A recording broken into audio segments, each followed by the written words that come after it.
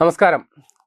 തമിഴ്നാട് മുഖ്യമന്ത്രി വിജയ്ക്ക് ഈശ്വര ഭാഗത്തു നിന്ന് സഹായം കിട്ടുമോ? പ്രത്യേകിച്ച് പഴനിമല മുരുകൻ്റെ ഭാഗത്തു നിന്ന് അനുഗ്രഹം കിട്ടുമോ? അതിനെക്കുറിച്ച് നമുക്കറിയില്ല. പക്ഷേ അത്തരത്തിൽ അനുഗ്രഹം കിട്ടുമോ ഇല്ല എന്നുള്ളത് അവിടെ നിൽക്കട്ടെ. പക്ഷേ വിശ്വാസികളുടെ പ്രീതി പിടിച്ചുപറ്റാൻ വിജയ് വലിയൊരു നടപടി എടുത്തു എന്ന് നിസ്സംശയം പറയാം. കാരണം തമിഴ്നാട് സർക്കാർ കഴിഞ്ഞ ദിവസമാണ് അവരുടെ സംസ്ഥാന ബജറ്റ് അവതരിപ്പിച്ചത്. ആ ബജറ്റിൽ 708 കോടി രൂപയാണ് അടുത്ത 5 വർഷം കൊണ്ട് ചെലവഴിച്ച് 3000 ക്ഷേത്രങ്ങൾ നവീകരിക്കാനായിട്ടുള്ള പദ്ധതി നിർദ്ദേശം വന്നിരിക്കുന്നത്. ഇപ്പോൾ ഈ പറയുന്ന 708 കോടി എന്ന് പറയുന്നത് മുൻ ബജറ്റിനെ, അതായത് പഴയ DMK സർക്കാർ അവസാനം അവതരിപ്പിച്ച ബജറ്റിൽ ഏതാണ്ട് 600-നടുത്ത് കോടി രൂപയാണ് ഈ ആവശ്യത്തിന് വേണ്ടി വകയിരുത്തിയത്. അതുമായിട്ട് ബന്ധപ്പെട്ട് നോക്കുമ്പോൾ തുകയിൽ വലിയ വർധനവുണ്ട്. അപ്പോൾ അതുകൊണ്ടാണ് ഞാൻ പറഞ്ഞത്, വിശ്വാസികളുടെ വിശ്വാസം നേടിയെടുക്കാൻ പറ്റുന്ന നടപടികൾ വിജയുടെ ഭാഗത്ത് നിന്ന് ഉണ്ടായി എന്നാണ് മനസ്സിലാക്കുന്നത്. അപ്പോൾ നമ്മുടെ കേരളത്തിൽ ദേവസ്വം വകുപ്പുണ്ട്. സമാനമായി ദേവസ്വം വകുപ്പിന് നമ്മൾ ബജറ്റിൽ തുക വകയിരുത്തുമല്ലോ, അതേപോലെ തന്നെയാണ് ഈ തുകയും വകയിരുത്തിയിരിക്കുന്നത്. ഇപ്പോൾ പുതിയ ബജറ്റിൽ തമിഴ്നാട്ടിലുള്ള ഹൈന്ദവ മതധർമ്മ കാര്യ വകുപ്പ് HR&CE ആ വകുപ്പിന് വേണ്ടിയിട്ടാണ് ഈ 708 കോടി രൂപ അനുവദിച്ചു വച്ചിരിക്കുന്നത്. അപ്പോൾ ഇതുകൊണ്ട് ഉദ്ദേശിക്കുന്നത് 1000 വർഷത്തിലധികം പഴക്കമുള്ള 213 ചരിത്ര പ്രസിദ്ധമായ ക്ഷേത്രങ്ങളുടെ പുനരുദ്ധാരണത്തിന് വേണ്ടിയിട്ടാണ് ഈ തുകയിൽ 418 കോടി രൂപ മാറ്റിവെച്ചിട്ടുള്ളത്. അപ്പോൾ ആ തുക ഉപയോഗിച്ച് ക്ഷേത്രങ്ങളുടെ തനത് ശൈലിയും പാരമ്പര്യവും നിലനിർത്തിക്കൊണ്ടാണ് ഈ തുക വികസന പരിപാടികൾക്ക് വേണ്ടി നടപ്പിലാക്കുന്നത്. ഇപ്പോൾ അതിപുരാതനമായ 1000-ലധികം വർഷം പഴക്കമുള്ള ക്ഷേത്രം എന്ന നിലയിൽ അതിൻ്റെ പഴക്കത്തിനാണ് പ്രാധാന്യം, അതിൻ്റെ തനിമയ്ക്കാണ് പ്രാധാന്യം. അതിനെ നശിപ്പിച്ചുകൊണ്ടുള്ളതല്ല, അതിനെ നിലനിർത്തിക്കൊണ്ട് അതിനെ കുറച്ചുകൂടി മെച്ചപ്പെടുത്താൻ എന്താണ് ചെയ്യുക, അല്ലെങ്കിൽ അതിനെ സംരക്ഷിക്കാൻ എന്താണ് വേണ്ടത്, അതിന് വേണ്ടിയിട്ടാണ് ഈ തുക ചെലവഴിക്കാനായിട്ട് ഇപ്പോൾ നിർദ്ദേശം വന്നിരിക്കുന്നത്. അപ്പോൾ പരമ്പരാഗത ദ്രാവിഡ ശൈലിയിലുള്ള കരിങ്കൽ നിർമ്മിതികൾക്കും ചുവർ ചിത്രങ്ങൾക്കും കേടുപാടുകൾ വരാതെ ആധുനിക സാങ്കേതിക വിദ്യ ഉപയോഗിച്ച് അതിൻ്റെ ഉറപ്പ് വർദ്ധിപ്പിക്കുക എന്നുള്ളതാണ് ഈ ഇത്രയും വലിയൊരു തുക വകയിരുത്തിയിലൂടെ അവർ ഉദ്ദേശിക്കുന്നത്. അതോടൊപ്പം ഉത്സവങ്ങൾക്ക് ഉപയോഗിക്കുന്ന 84 ക്ഷേത്ര രഥങ്ങൾ, നമ്മുടെ നാട്ടിൽ അതിനെ തേര് എന്നൊക്കെ വിളിക്കുമല്ലോ, അത്തരം തേരുകൾ, അതേപോലെ 250ഓളം ക്ഷേത്രക്കുളങ്ങളും നവീകരിക്കാനായിട്ട് ഈ തുകയിൽ അല്ലെങ്കിൽ ഈ പദ്ധതിയിൽ വിഭാവനം ചെയ്യുന്നുണ്ട്. കൂടുതൽ ഭക്തരെത്തുന്ന പ്രധാന ക്ഷേത്രങ്ങളിൽ സുരക്ഷിതമായ കുടിവെള്ളം, വിശ്രമമുറികൾ, താമസ സൗകര്യം എന്നിവ ഉറപ്പാക്കാനും തമിഴ്നാട് സർക്കാർ പദ്ധതി പ്രഖ്യാപനം നടത്തിയിട്ടുണ്ട്. കൂടാതെ ക്ഷേത്രങ്ങളുടെ സുഗമമായ നടത്തിപ്പിനായിട്ട് 9205 ക്ഷേത്രങ്ങളിൽ ട്രസ്റ്റിമാരെ നിയമിക്കാനുള്ള നടപടികൾക്കും സർക്കാർ നടപടികൾ വേഗത്തിലാക്കിയിട്ടുണ്ട്. ഇനി നവീകരിക്കുന്ന 213 ക്ഷേത്രങ്ങൾ, ഞാൻ നേരത്തെ പറഞ്ഞു 1000-ലധികം അല്ലെങ്കിൽ 1000-ഓളം വർഷം പഴക്കമുള്ള 213 ക്ഷേത്രങ്ങൾക്ക് വേണ്ടിയിട്ട് മാത്രം 400-ലധികം കോടി രൂപ പ്രത്യേകം മാറ്റിയിട്ടുണ്ടെന്ന് പറഞ്ഞു. ആ 213 ക്ഷേത്രങ്ങളുടെയും പേരുകൾ ഇതുവരെയും പൂർണ്ണമായി പുറത്തുവിട്ടിട്ടില്ല, ഏതൊക്കെ ക്ഷേത്രങ്ങളാണ്. പക്ഷേ തമിഴ്നാട്ടിലെ പുരാതനമായ ചോഴ, പാണ്ഡ്യ, പല്ലവ രാജവംശങ്ങളുടെ കാലത്ത് നിർമ്മിക്കപ്പെട്ട പ്രധാനപ്പെട്ട പൈതൃക ക്ഷേത്രങ്ങളെയാണ് ഈ പദ്ധതിയിലൂടെ നവീകരിക്കുന്നത് എന്ന് മനസ്സിലാക്കി വെക്കുക. അപ്പോൾ ഇനി ചോഴകാല ക്ഷേത്രങ്ങൾ ഏതൊക്കെയാണ്, ഏകദേശമാണ് ഞാൻ പറയുന്നത്, മുഴുവൻ ഇതിൽ ലിസ്റ്റിലില്ല. അതിനെക്കുറിച്ച് ഔദ്യോഗിക റിപ്പോർട്ട് ഇനി വരേണ്ടതുണ്ട്. ഇപ്പോൾ ചോഴകാല ക്ഷേത്രങ്ങളിൽ തഞ്ചാവൂർ ക്ഷേത്രം, കുംഭകോണം ക്ഷേത്രം, തിരുച്ചിറപ്പള്ളി എന്നീ പ്രദേശങ്ങളിലെ 1000-ലധികം വർഷം പഴക്കമുള്ള അല്ലെങ്കിൽ യുനെസ്കോ പൈതൃക പട്ടികയിലുള്ള അടക്കമുള്ള ശിവ, വിഷ്ണു ക്ഷേത്രങ്ങളാണ് ഈ പട്ടികയിൽ വന്നിരിക്കുന്നത്. പിന്നെ ചരിത്ര പ്രസിദ്ധമായ മധുര മീനാക്ഷി അമ്മൻ ക്ഷേത്രത്തിലെ ചില ഉപക്ഷേത്രങ്ങളും ഈ വികസന നവീകരണ പദ്ധതികളുടെ പരിധിയിൽ വരുന്നുണ്ട്. ഇനി കാഞ്ചീപുരത്തെ പുരാതന പല്ലവ ക്ഷേത്രങ്ങൾ, അതിൽ പല്ലവ വാസ്തുവിദ്യയുടെ പ്രൗഢി വിളിച്ചോതുന്ന ചരിത്ര പ്രസിദ്ധമായ ശിലാക്ഷേത്രങ്ങളുണ്ട്. അപ്പോൾ അതിൻ്റെയൊക്കെ സംരക്ഷണത്തിന് വേണ്ടിയിട്ടാണ് ഈ തുക വകയിരുത്തുന്നത്. അപ്പോൾ നമ്മൾ കരുതും ഇതിൽ വിജയ് പ്രത്യേക താല്പര്യമെടുത്ത് നടപ്പിലാക്കിയതാണോ എന്ന് ചോദിച്ചാൽ അങ്ങനെയല്ല. തമിഴ്നാട്ടിൽ കാലാകാലങ്ങളിൽ വരുന്ന സർക്കാരുകൾ ഇത്തരം കാര്യങ്ങൾക്ക് വേണ്ടിയിട്ട് പ്രത്യേക താല്പര്യം എടുക്കാറുണ്ട്. ഇപ്പോൾ മുൻ മുഖ്യമന്ത്രി MK സ്റ്റാലിൻ്റെ കാര്യത്തിൽ അവരുടെ 5 വർഷത്തെ ഭരണ കാലയളവിൽ ഏതാണ്ട് 12,931 ക്ഷേത്രങ്ങളിൽ 8,100 കോടിയിലധികം രൂപ ചെലവഴിച്ച് നവീകരണ പ്രവർത്തനങ്ങൾ നടത്തിയിട്ടുണ്ട്. പതിറ്റാണ്ടുകളായി മുടങ്ങിക്കിടന്ന 4,332 ക്ഷേത്രങ്ങളിൽ കുംഭാഭിഷേകം പൂർത്തിയാക്കുകയും ചെയ്തിട്ടുണ്ട്. അപ്പോൾ ഇക്കാര്യത്തിൽ സ്റ്റാലിൻ സർക്കാരും വലിയ മുന്നോട്ട് പോക്ക് അല്ലെങ്കിൽ വലിയ രീതിയിലുള്ള സംഭാവന അവരും ചെയ്തിട്ടുണ്ട്.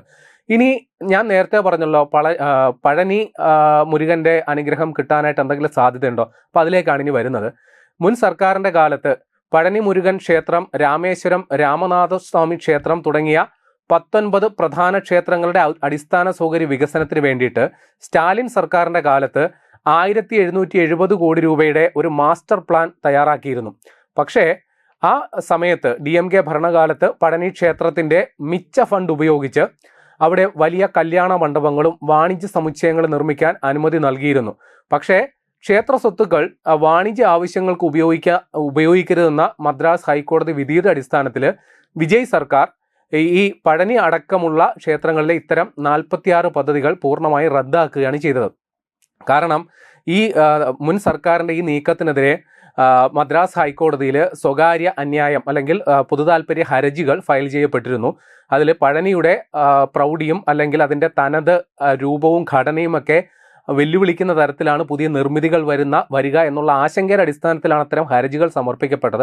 അപ്പോൾ ആ കാര്യത്തിലാണിപ്പോൾ ക്ഷേത്ര ഫണ്ട് ഉപയോഗിച്ച് ഇത്തരം ആവശ്യങ്ങൾക്ക് വേണ്ടി തൽക്കാലം നിർമ്മിതികൾ നടത്തേണ്ടതില്ല എന്നുള്ള തീരുമാനം കോടതി വിധിയിലൂടെ വന്നത്. ഏതായാലും പുതിയ സർക്കാർ മുൻ തീരുമാനങ്ങൾ റദ്ദാക്കുകയും ചെയ്തിട്ടുണ്ട്. പക്ഷേ പഴനിയിൽ വിജയ് സർക്കാർ അതുകൊണ്ടൊന്നും ചെയ്യുന്നില്ല എന്നല്ല, ഈ പുതിയ പാക്കേജ് പ്രകാരം പുതിയ സുരക്ഷിതമായ കുടിവെള്ള സംവിധാനം ഉറപ്പുവരുത്താനായിട്ട് പുതിയ പദ്ധതികൾ അവിടെ കൊണ്ടുവരുന്നുണ്ട്.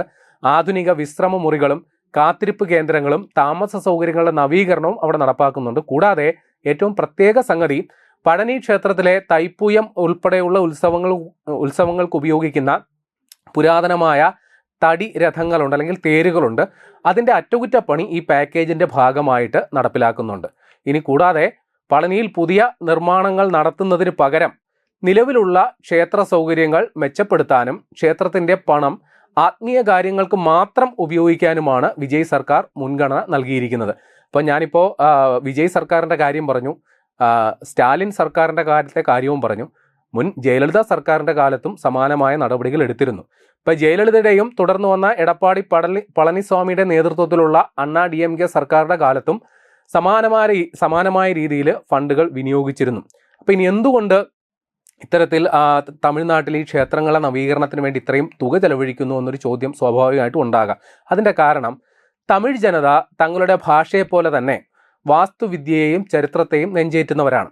1000 വർഷത്തിലധികം പഴക്കമുള്ള ചോഴ പാണ്ഡ്യ രാജവംശങ്ങളുടെ സ്മാരകങ്ങൾ സംരക്ഷിക്കുന്നത് തമിഴ് പ്രൗഢിയുടെ ഭാഗമായിട്ടാണ് അവരുടെ ജനങ്ങൾ കാണുന്നത്. കൂടാതെ തമിഴ്നാട്ടിലെ ഭൂരിഭാഗം വലിയ ക്ഷേത്രങ്ങളും ഹിന്ദു മതധർമ്മകാര്യ വകുപ്പിൻ്റെ നേരിട്ടുള്ള നിയന്ത്രണത്തിലാണുള്ളത്.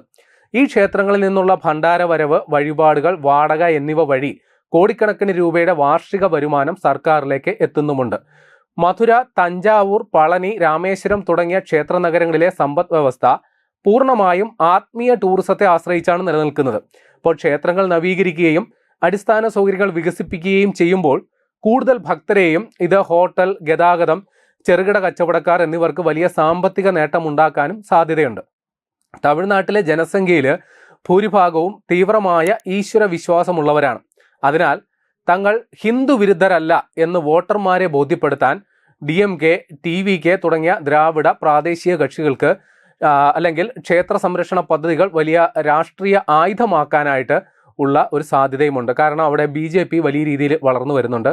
ഇപ്പോൾ BJP ഒരു ഹൈന്ദവതയെ പ്രതിദാനം ചെയ്യുന്ന രാഷ്ട്രീയ കക്ഷി എന്ന രീതിയിൽ പൊതുവിൽ വിലയിരുത്തുമ്പോൾ ഞങ്ങൾ ആ ഹിന്ദു വിശ്വാസത്തിനെതിരല്ല എന്ന് ഒരു നിലപാടെടുക്കുന്നതിൻ്റെ ഭാഗമായിട്ട് കൂടിയാണ് അവിടെ ഈ പഴയ ദ്രാവിഡ രാഷ്ട്രീയ കക്ഷികളായാലും ശരി, അവർക്ക് ബദലായി വന്ന TVK ആണെങ്കിലും ശരി, ഈ രീതിയിൽ വലിയ രീതിയിൽ പദ്ധതികൾ നടപ്പിലാക്കുന്നത് എന്നുള്ളതുകൂടി മനസ്സിലാക്കണം. കൂടാതെ BJP ഉൾപ്പെടെയുള്ള കക്ഷികൾ ദ്രാവിഡ പാർട്ടികൾക്കെതിരെ ഉന്നയിക്കുന്ന ഒരു പ്രധാന ആരോപണമുണ്ട്.